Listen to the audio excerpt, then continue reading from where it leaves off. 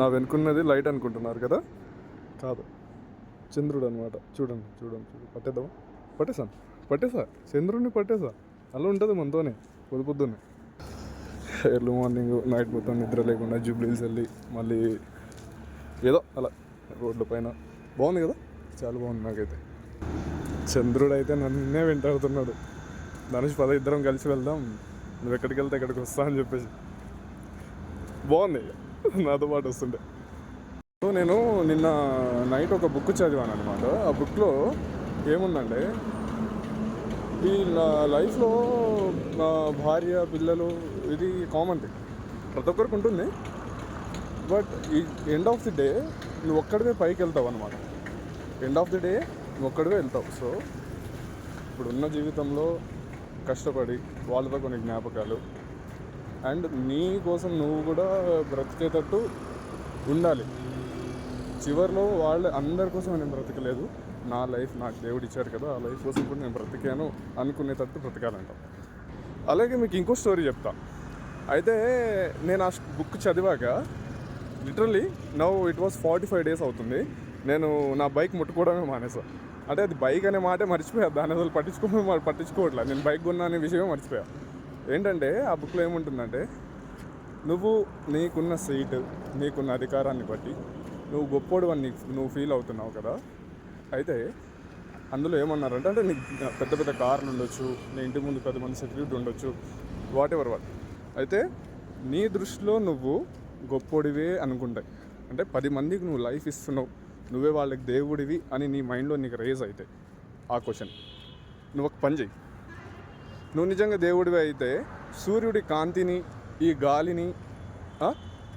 గాలిని, ఆకాశాన్ని, మబ్బుల్ని, వర్షాన్ని, వీటిని నీ సొంత డబ్బులు పెట్టేసి, కోట్లు ఖర్చు పెట్టేసి అవి కొనుక్కొని, నా దగ్గర ఇవి ఉన్నాయి, నేను మీకు ఇస్తున్నా, అందుకే మీరు బ్రతుకుతున్నారు అని చెప్పమన్నారు.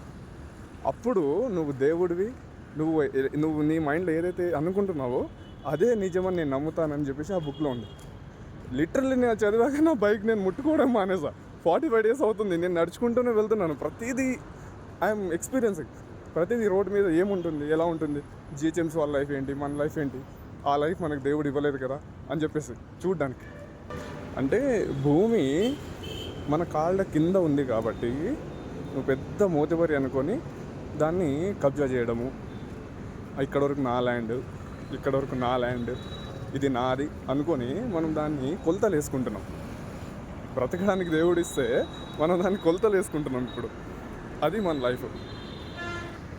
ఇమాజిన్ ఒకసారి అదే భూమి కనుక, రే నేను నిన్ను మోస్తున్నానని చెప్పేసి వదిలేసింది అనుకో, అప్పుడు ఏం చేస్తారు అందరూ?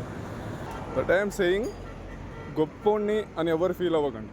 మీరు పెద్ద మోతబరులు ఏం కారు. ఇక్కడ ఈ భూమి అందరికి సమానమే, గాలి అందరికి సమానమే, సూర్యుడి కాంతి సమానమే.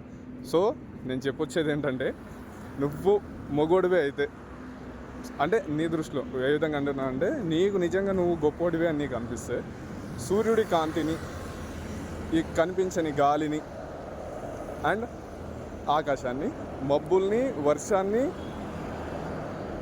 వీటన్నిటిని కొనేసి నీ దగ్గర ఉంచుకొని నీ ఇంట్లో దాచిపెట్టుకొని, అరే నేను మీకు ఈ టైంకి ఇంత ఇస్తుంటాను, నాకు ఇంత డబ్బులు ఇవ్వాలి మీరు అని చెప్పేసి అప్పుడు చెప్పండి. నేను అప్పుడు ఒప్పుకుంటాను మీరు గొప్పవాళ్ళని. ఏదో 2 గజాలు భూమి తీసుకొని ఇది నాది అని చెప్పేసి పెద్ద కొట్లాడాల్సిన అవసరం లేదు. ఇది ఎవరిది కాదు, రెంటల్ మనం అంతే ఇక్కడ. అంటే దేవుడు రాడు, ఈ నా భూమి నేను క్రియేట్ చేసి మిమ్మల్ని ఇక్కడ ఉంచాను అని చెప్పి దేవుడు రాడు, మనల్ని అడగలేడు అని చెప్పి ఆ ధైర్యంతో మీదంతా జస్ట్ భూమిని, ప్రకృతిని, ప్రతిదీ దేవుడిచ్చిన ప్రతిదాన్ని ఒక ఎక్స్పీరియన్స్లా తీసుకోండి బాస్. ఇది నాది అని కన్ఫర్మ్ చేసుకోకండి. సరే మీరు బ్రతకడానికి ఎంత కావాలో అంతే చాలు. ఎక్కువగా ఆలోచించేసుకొని లైఫ్లో ఆశ ఉంటే అది అంతే అన్నమాట, ఏం చేయలేం. దానికి రిటర్న్ దేవుడు ఏమి ఇవ్వాలో అదే ఇస్తాడు. ఇమాజిన్, కింద నువ్వు ఇంత పాపాలు చేస్తున్నావు కదా, పైన నిజంగా నరకం ఉంటే సరే లేదనుకున్నావు. ఇప్పుడు లాభం నష్టం ఎలా ఉందో, పాపపుణ్యాలకి కర్మ కూడా అలా, పైన నరకం కూడా అలాగే ఉంటుంది కదా. ఒకవేళ ఉంటే అప్పుడు నీతో కింద ఉన్న వాళ్ళు ఎవరైనా వస్తారా? ఎవరు రారు, నువ్వు ఒక్కడికి అనుభవించాలి. అందుకే మన వాళ్ళ కోసం మన వాళ్ళు బ్రతకాలని చెప్పేసి పెద్ద పాపాలు చేయాల్సిన అవసరం లేదు.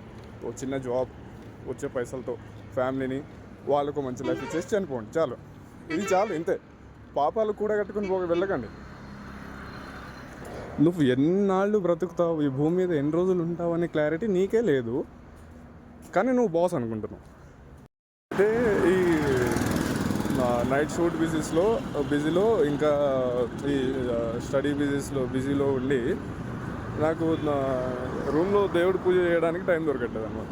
సో ఆయన అనుకునేవాడిని ఈరోజే జస్ట్ నేను అలా అనుకున్నా, వెళ్తున్న దారిలో శివాలయం కనిపించేసింది. నేను చెప్పేది ఏంటంటే, ఆయన శివుడు కనుక మిమ్మల్ని కంపల్సరీ చూడాలి, ఇతను నా మనిషి అని అనుకుంటే వేరెవరు వాళ్ళు మీరు ఎక్కడున్నా సరే తప్పకుండా ఆయన ఆలయంలోకి తీసుకుంటాడనమాట. నేను చాలాసార్లు ఎక్స్పీరియన్స్ చేశాను, కానీ ఈసారి మీతో షేర్ చేసుకుంటున్నాను. చూడండి, మార్నింగ్ 4 o'clock మన ఇండియాలో టీకి కాఫీకి ఎంత డిమాండ్ ఉందంటే, సెలెక్ట్ మార్నింగ్ 4 o'clock నువ్వు షాప్ ఓపెన్ చేసి కూర్చున్నా జనాలు వస్తున్నారు రే.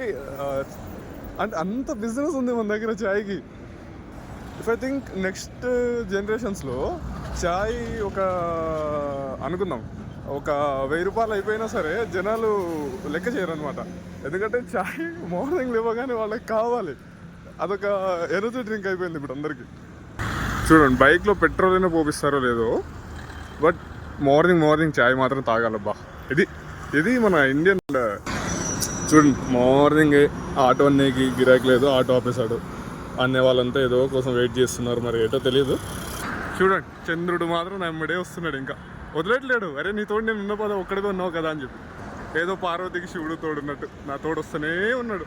ఒకసారి మార్నింగ్ 3:30 or 4:35 మధ్యలో ఒకసారి మీ ఇంటికి దగ్గరలో ఉన్న ఒక మెయిన్ రోడ్ ఎక్కేసి చూడండి. మీరు అప్పట్లో జమానాలో ఉన్న హైదరాబాద్ని చూస్తారనమాట.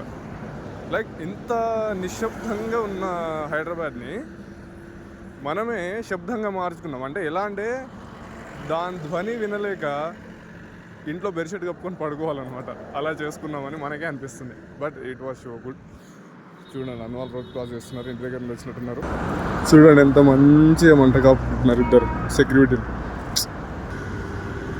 బాబు, మా అక్కకి పొద్దున్నే ఏ కష్టం వచ్చి పడిందో కదా.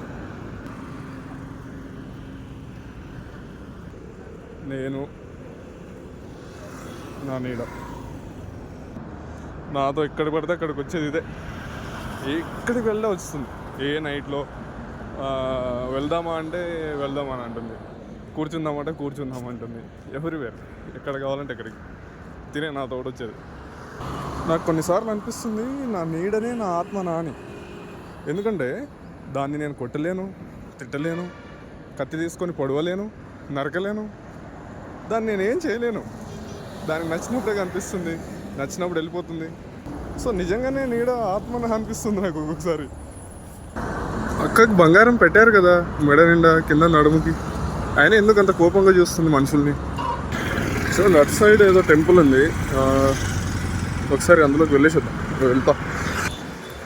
హైదరాబాద్లో రోడ్ క్రాస్ చేయడం పెద్ద ఉద్యమం అయిపోయింది ఇప్పుడు. భక్తాంజనేయ టెంపుల్.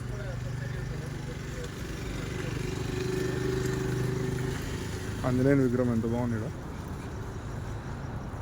గుడి మీద తల మీద ఉన్న చంద్రుడు నా తోడు వస్తున్నట్టు. Still he was coming with me. ఇంకా బాయ్.